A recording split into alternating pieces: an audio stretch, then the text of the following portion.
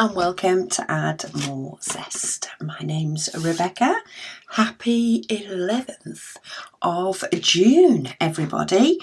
We are down in the bottom corner today. Ooh, we've got a nice section today.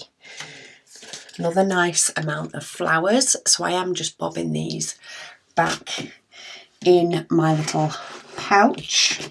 But I do need to do some shuffling. So shuffle that one up a little bit. These, in fact, that one can stay there. These now shouldn't need, or at least these two won't need any more shuffling now, which is good. But let's zoom you in, and then I can get scooting my canvas about. Up and over. There we go. Let's try that. Okay. Yes, got a nice bit of colour going on in this one, but we do have some black first. Right, that is the last of this pot. So I will need to deal with the little ones that have, that are sort of stuck together at some point. I expect. We'll see how far we get, but there is quite a bit of black on this. So I reckon we'll be dealing with those diamonds, which I thought I'd just leave to the end. But today I am working with a pen that was a gift to me from Lisa. So thank you, Lisa. I have had this one for a while as well. A little bit of a change from the blue, though I love blue as well. I love the colour blue. But yeah, nice to sort of change it up and crack out another colour pen and another colour tray is always good. So questions, etc. I think this is the last one from the list of questions from Kim, but then I do have another list of questions from another wonderful subscriber that was sent to me via email. So it's a big long list. But Kim asks, what method do you like best to place ABs? So for placing ABs, I think I always end up back on the same one, which is currently the wax pens of some sort. So I have this one, I have ones like this, and then I have the ones that we sell in the shop like this with the covered ends.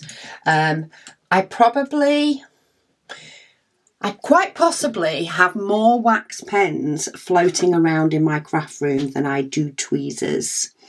And that's saying something, because I do also have a lot of tweezers floating around in my craft room. I have them in a little pen holder that sits to the right of my desk. It just tucks in. It currently has 4 different types of wax pens. No, 5. 5 different types of wax pens tucked over there. And it has 4 sets of tweezers.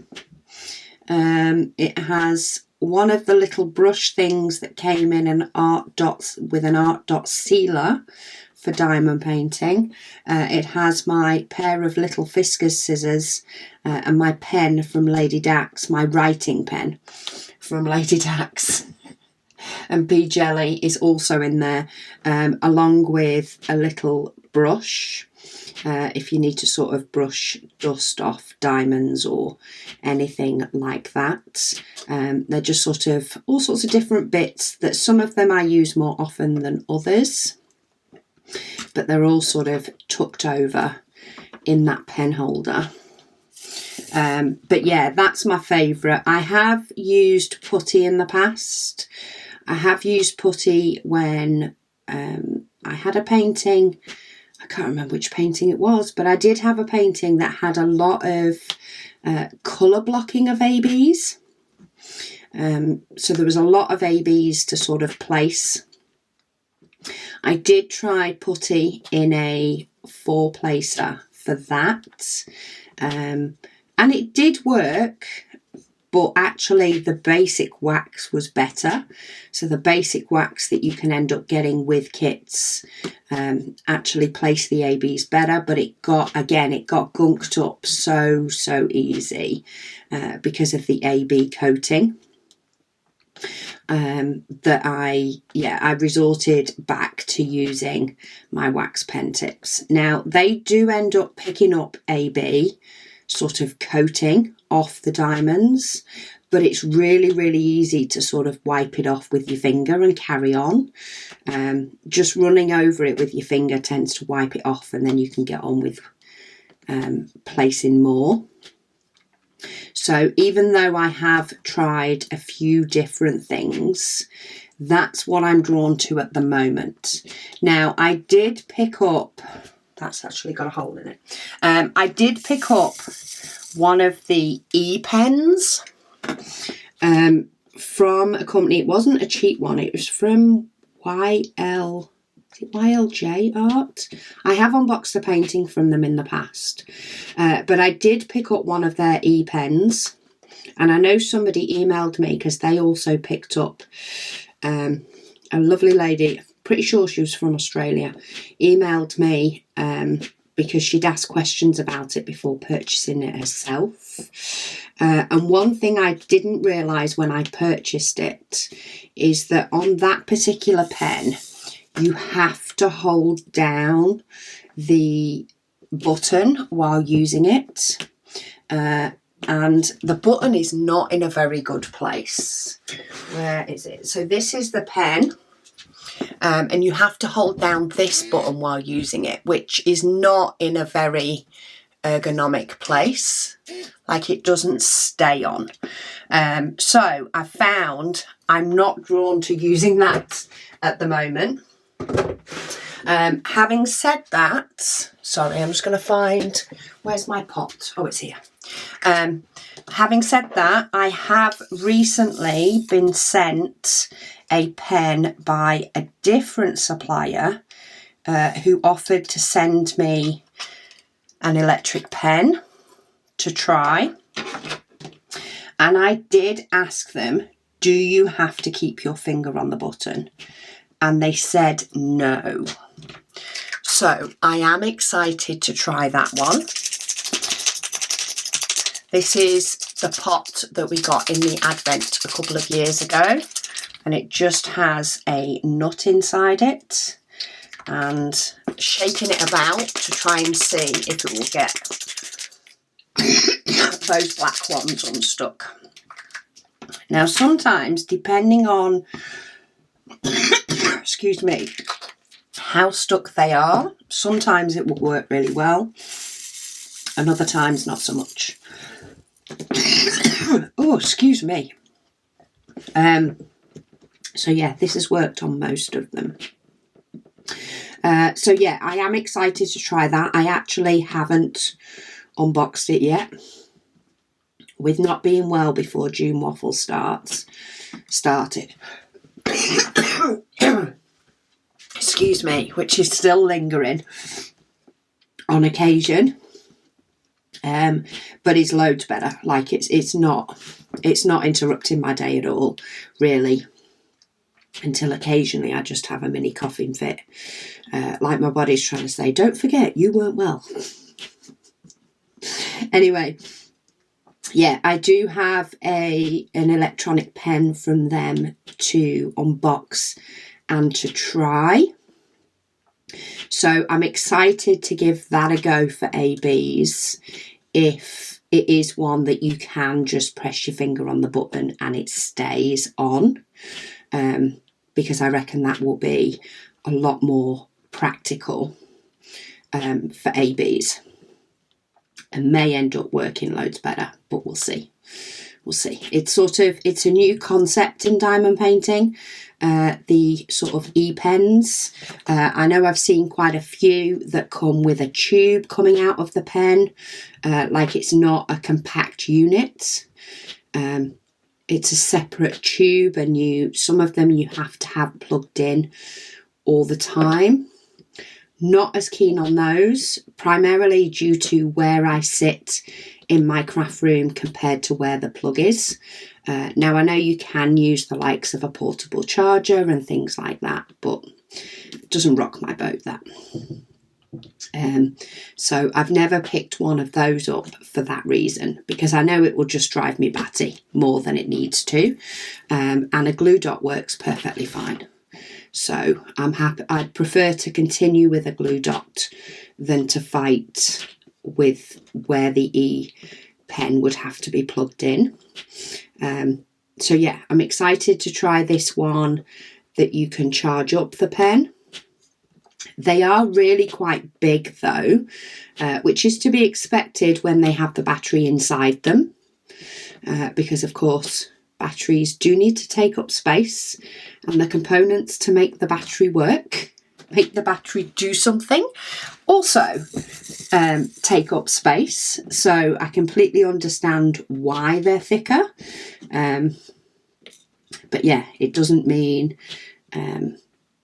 that they're going to be the most comfy to use like all the time for all diamonds, but it may end up being a really good solution for AB diamonds, because there's actually there's no sticky material being stuck to the pen. It is just air, it's suction that is picking up the diamond. Right, so I have managed to get all the ones that were unstuck. So I'm going to give it one more go, because some of these do seem quite stuck together. But I'm going to put the rest back in here, give it one more go. And then if there's any more unstuck, great. If not, they're getting ditched. They're getting ditched, and I'm going to start on my next lot of 310, because I know full well I'm going to have plenty of extra diamonds left over. So there really is no need for me to be fighting more than necessary with diamonds. Apologies if you can hear banging. I think the kids are doing something upstairs, but that's all good. So yeah, my go-to is the wax pens, maybe to be replaced by an e-painter, maybe not. Right, next pot of 310s. So I'm just going to switch my blank lid. I didn't label these with the number because black is black, and I can see what black is. Stop shaking my tray so much. So yeah, let's start on the next one. What are we, 11 days in? We're on the second tray of black, or second pot of black. Okay, so we've got comment questions from Samantha. Waffles versus pancakes, which is better? In my opinion, I would have to say pancakes. I actually can't eat a lot of either because of the egg in them. At the moment I have, or I've had for a while, sort of an egg intolerance. I'm all right for a little bit of egg, but too much egg is not good. I get stomachache quite a few hours later. So it's not the comfiest thing to eat, which is kind of gutting because I do love egg, or did. Now I try to avoid it. But yeah, if I had to choose between the two, it would be pancakes, and it will always be pancakes with sugar and lemon. Absolutely love your bog standard basic, and that's a crepe type pancake, which is what we call a pancake in the UK, not the thick American style. The thick American style it's maple syrup for me with those types of pancakes. Just to clarify, they do have, they do taste better to me with different things. So maple syrup for American style pancakes, and for UK pancakes, which is more of a crepe style, then it is lemon and sugar. Love it. Waffles are just heavier for me. I think that's more what it is. I have had them on occasion, but I definitely would say pancakes. Next one is, how did you finally decide it was safe to leave your job and become a full-time entrepreneur? There was a lot of my current job I was not enjoying at all. Was one sort of factor, but the main one was one, ensuring that the business had a nice amount in its accounts, in the fact that it could, if it needed to, it could pay me for a couple of months. You know, if things waned off a little bit, though of course the idea was, when I started working on the business full time, would be that things would go up, but we wanted to be able to give it like a decent amount of time. So that was one factor, was ensuring that my wage could be paid. The other thing was, we have reached the point where if we needed to, so if push came to shove and something happened to me or to hubby that would stop us from working, we checked our figures and all the rest of it, and we were at the point we could survive on one wage. Now that's not taking into account what the kids do, because at the moment they do contribute towards the house, but we were never going to include their money on, you know, whether it would happen, because who knows, if something happened, they could already be in the process of moving out. So while they would be more than happy to help out more if something drastic happened and one of us wasn't able to work, we never wanted to be able to ask that of them. But yeah, we did work out that we could survive on one wage if we, you know, watched and budgeted more. We made sure that we paid things off, or paid, you know, some things that we could in sort of full, some of our monthly bills in full, before I gave up full-time work, or a different type of full-time work. Before I gave that up, yeah, we ensured that we could still meet all our bills.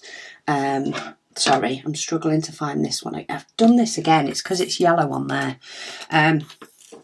Yeah, that we could afford the bills with just one wage if we needed to. That's what made it feel safe for me to leave the job and concentrate solely on the business. And so far, for the past few years, everything is working great, and long may it continue. And hopefully this year, as say, will pick up once things settle down, and it will be able to continue long term. Next question, will Lewis ever finish his diamond painting? At the moment, I'm going to say probably not. When Lewis started the diamond painting, he didn't have a full-time job at the time. So he would come down at some point in the day and do a little bit of it and spend a little bit of time with me. And it was, you know, somewhere something for him to go and do rather than just, looking for jobs and all the rest of it. So now he is, and has been for a while, working full time. He hasn't touched it since he's been working full time. He spends his time doing the things that interest him a whole lot more. So whether he will ever finish it, I have no idea. To be honest, he's probably forgotten about it. I should maybe mention it to him. Find out whether it is something he wants to do. It's currently hung up on a trouser hanger. It's on one of the hooks in my craft room, sort of tucked out the way. The box that he has his diamonds in is one of the boxes that I have loads of. So he's not taking up some of my storage. Megan's is taking up some of my storage more than Lewis's is.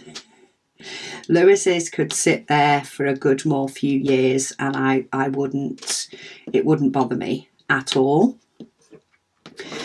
Because it's not getting in the way and he's not using something that I need. But no, I don't know whether he's ever going to get to the point of finishing that, to be honest. Probably not at all. Though you never know. You never know. If he does end up with time off, maybe if I remind him of it when he takes a week off for a holiday, which he takes off every now and then, to use his holidays up, then maybe he will decide he wants to do a little bit more of it. Who knows? Who knows? I don't even think Lewis would know if I asked him. What is the most fun thing about running Admore Zest? See, I do like to be able to set my own schedule, though sometimes that is more of a curse. Especially when, I'm having a not feeling it kind of day. So I really enjoy that. I love it when new products arrive. Love it. Whether that be a new filament that we're going to pop on the printers, or whether it be a new, a product that we're going to stock, when it's something new, or even like printing out or doing, the beginnings of new designs. I love all that sort of creative side of things and the packaging things up when they arrive and putting things away, all that sort of stuff. I love, absolutely love doing all of that. So that is a very enjoyable part, which I'm sure it will be for many, to be honest.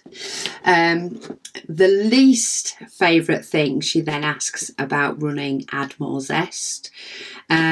So quite often with that, a lot of it is the pressure I put upon myself, which I've only got myself to blame, but that can turn into a lot of hours working, and probably the ability to not be able to switch off in the same way you can when you work for somebody else.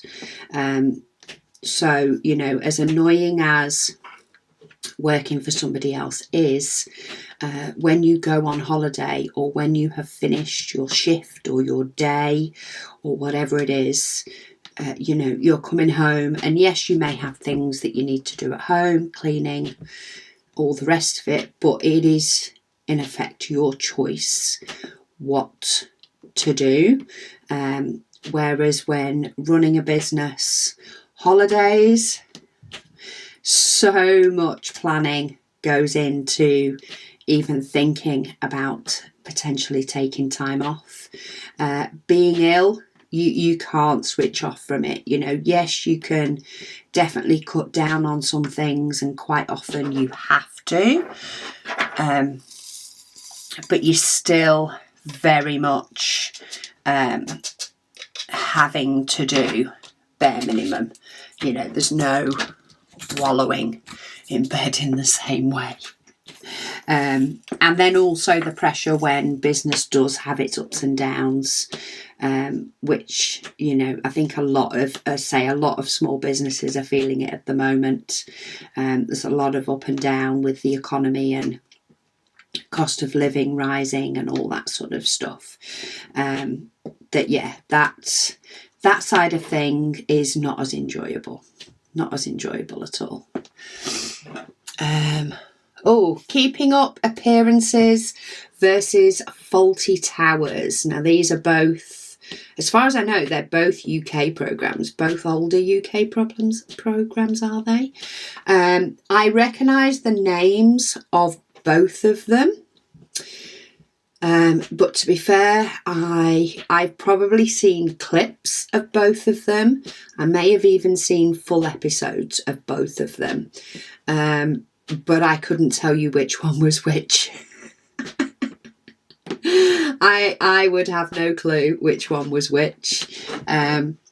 So as far as I remember from clips I have seen, if I had to pick one, it would be keeping up appearances. But I don't think I'd be making an educated choice on that one, because I don't remember them both enough to make a very educated guess. Sorry. Have you considered getting a dog sibling for Luna? Big fat no. No, not having any more dogs at all. One, there is enough people in this house. Having six adults in a house, with or without a dog, is enough, to be honest. But no, I am more than happy with just Luna. And yeah, I don't necessarily have any plans to have any other dog at all, whether Luna is with us or not. I think I'm a one and done kind of girl. Don't get me wrong, she is great company. It is great to have snuggles with her and things like that. But nah, I am... I want my freedom back a little bit more, I suppose.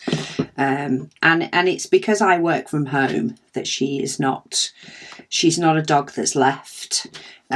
Because to actually train her to be left, even, you know, considering I was working when she first joined us, to train her to be left alone is more work than the amount of times it would potentially be used and she would be left.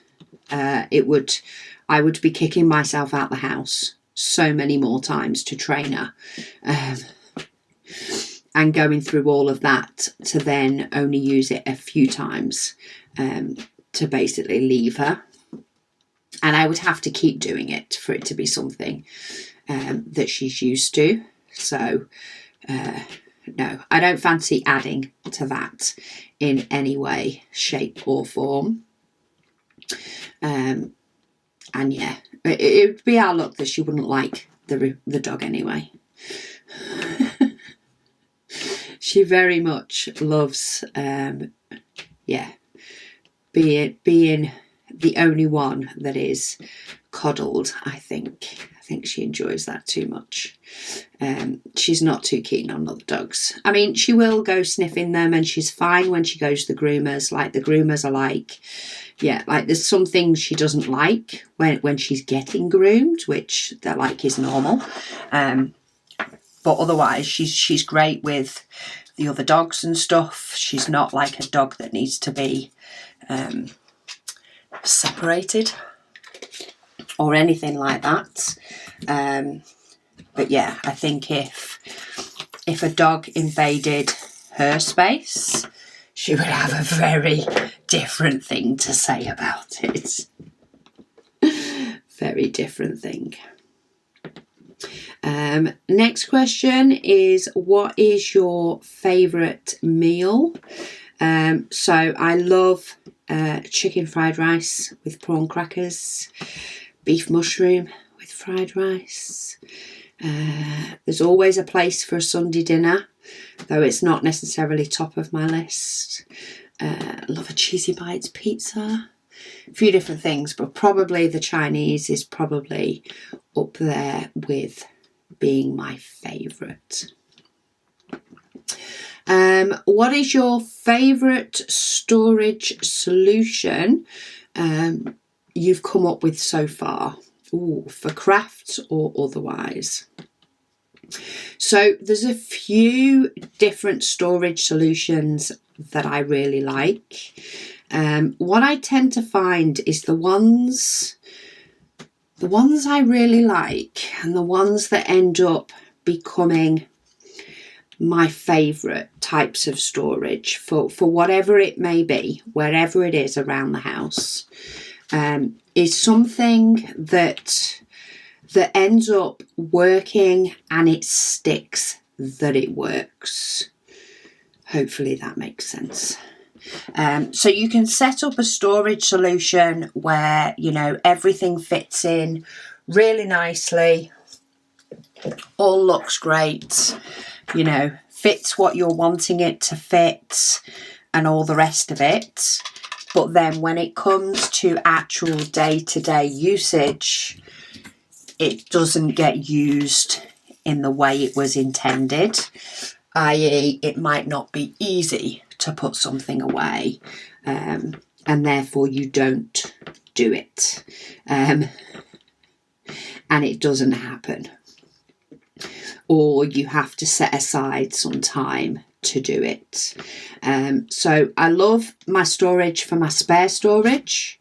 Yes, that does take time to use it, but things tend to go, so the diamonds tend to go from, you know, whatever storage case that I've done, that I finished with a painting, and then it goes straight into my spare storage solution. It doesn't get dumped anywhere like in between. Yes, I can end up with maybe a case or two that may need to be put away, but a lot of the time the delay with that is because I film them, not because I'm not wanting to put them away. It's because I need to film putting them away. So that's always been a good storage solution. I'm trying to think of other ones that I've sort of implemented. So I use some 12 by 12, they're actually scrapbook cases, like big lift up cases where you can lift up the lid. The lid's attached, shut the lid. They're by We Are Memory Keepers. 12 by 12 tubs with an attached lid. I use those for my quilting whip. So I have a couple of them for whatever project it is that I'm working on. They work great. They work absolutely fantastic because, you know, I'll get it out, I'm working on whatever project it is. As soon as I've finished and I'm sort of done for the day or the weekend and it needs to go away, it's really quick and easy to put everything back in there and then put it back in my cupboard. So that's another sort of great storage solution that works for me. I really enjoy how the likes of my fat quarters and stuff are stored as well. Now I do have a bundle of fat quarters I actually picked up from Hobbycraft the other week because they had an offer and it was really pretty, and that's not been put away yet. So while it is a good storage solution for my fat quarters and they look really pretty, it does take a little bit of time to put them in there. So I wouldn't class that as like one of my favourites because it's not a storage solution that I can come home from the shop and just put it straight there. Hopefully that makes sense. That's sort of how I work out whether something is like an ideal solution or whether it's a good solution. So having the diamond dust drills on the pegboards is an amazing one now. I have had once or twice when somebody has ordered a few sets, say, of diamond dust drills, and I've gone to pack their order and then they've actually gone, oh, can you cancel that order? I want to order a full set instead, or I want to order this one instead. And it's really easy for me to pop them all away to then pick the correct ones for their completed order, for example. That's just an example. But yeah, if for any reason I ever pulled things for an order and had to put them back, that one is really easy to just put back. So using that pegboard system, I think is going to be the one that sticks around now for a really long time, because whilst the drawers were good, if I'd have had to put them back away in that, all the time it took to get them out of that was not as quick. Is there anything else that I have that's sort of a storage solution that just works? Because that's the idea of what makes it my favourites. So I have planters underneath my table, underneath this Kallax table. I have planters from IKEA. They're just metal tubs like this. They're actually planters. They come with little stands, but I've never kept the stands. I have those that house, so one of them, as you've just seen, houses washi tape. Another one houses the A5 bags and the thinner bags that I use to store diamonds in for smaller kits, or I use to store my paint gem kits in. And then I have another one that is used for toolkits that come out of kits, because I don't use them. I pass them on quite often when I'm passing on things to care homes and things. I'll pass along a few extra toolkit sets, you know, so that multiple people can work on a painting or something.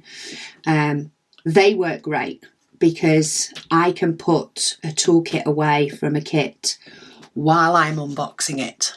So while I'm doing the video and unboxing it, I can show you guys the toolkit and I can literally throw it away in those tubs while filming, and job's done. Like, I don't need to mess about with it anymore. It's just done. And they end up being the best for me.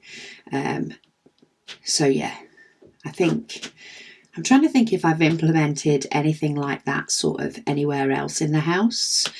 But yeah, things that are easy and don't need, you know, extra time allocated or a lot of maintenance is something that works the best. And now anytime I'm trying to sort of think of a storage solution for something, or, you know, how this isn't working for me, a lot of the time I am thinking, okay, what will be easy, quick, to the point? You know, might not be the prettiest, might not be, you know, what I'd consider the most ideal solution if we all lived in this nice rosy world where, you know, everybody had those extra 30 seconds or minute to put something away very nicely and neatly every single time, which we know is not always the case. I always have those sorts of things in my mind if I am trying to rework something, and I've found things that I've reworked, even just in a small way. All my batteries and camera supplies and things like that at the moment are currently in a basket. Ideally, I want to find some sort of shelf or drawer that I can put them in. But for now, I'm using a basket, and it's working great because I can just, if they end up scattered all over the table after being charged and various different things, I can just scoop them all up and just put them in the basket, and then they're there. I know where they're going to be. I can find them again. So yeah, thinking like that when you're trying to organise something can help so much. So much. It can be so much better. I actually converted one of the cupboards in my kitchen. Did a little bit of a hack to make it so that one of the cupboards could be pulled out and put the bin in it, and have a bin in the cupboard. So much better than having it in the pantry. So much quicker to put things in the bin. And I find, things like that, thinking outside the box, works so much better. Oh, favourite board game. That's a good one.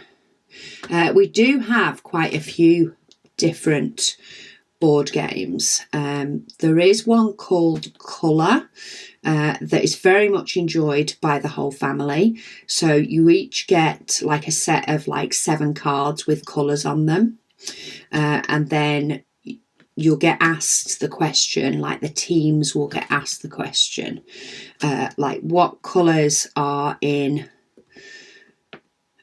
the Olympic rings, or a jar of Marmite is one, or what colours. I'm trying to think of something else that I remember it had in it that it's more generic. Probably the Olympic rings is the one I'm thinking of the most. And it can have anything from 2 colours to 7 colours. And yeah, you're trying to think of the colours that it has in it. It'll say Mr. Bump from the Mr. Men. It'll have loads of other, say quite a few of them. It's only 2. Some of them it's more. And that's a really enjoyable game for the whole family, that one. Especially when you're trying to deliberate the colours of the Olympic rings. That can be fun. We actually like Cards Against Humanity as well. Every now and then you can just be a little bit off the rails, not like you'd be out in public, but that can be a fun game to play. But I also love Rummio, or Rummy Cub, depending on what you want to call it. Love that game. Absolutely love playing that game. So yeah, sort of depends on the setting. But if there's just, 2 or more people playing, I love playing Rummio. And sort of, it's got a bit of strategy and things in it. So yeah, that is the section for today. So let me shift that. We have another section done down here. Where are we off to? Oh, we're actually joining. Maybe I wasn't paying much attention when I did these. We are actually going to be joining to one on day 12. I thought I kept them all separate, but anyway, it happens, does it not? It's still going to look amazing. But yeah, we're actually going to go and join a section tomorrow for day 12. But thank you so much for joining me today, and I'll speak to you all again tomorrow.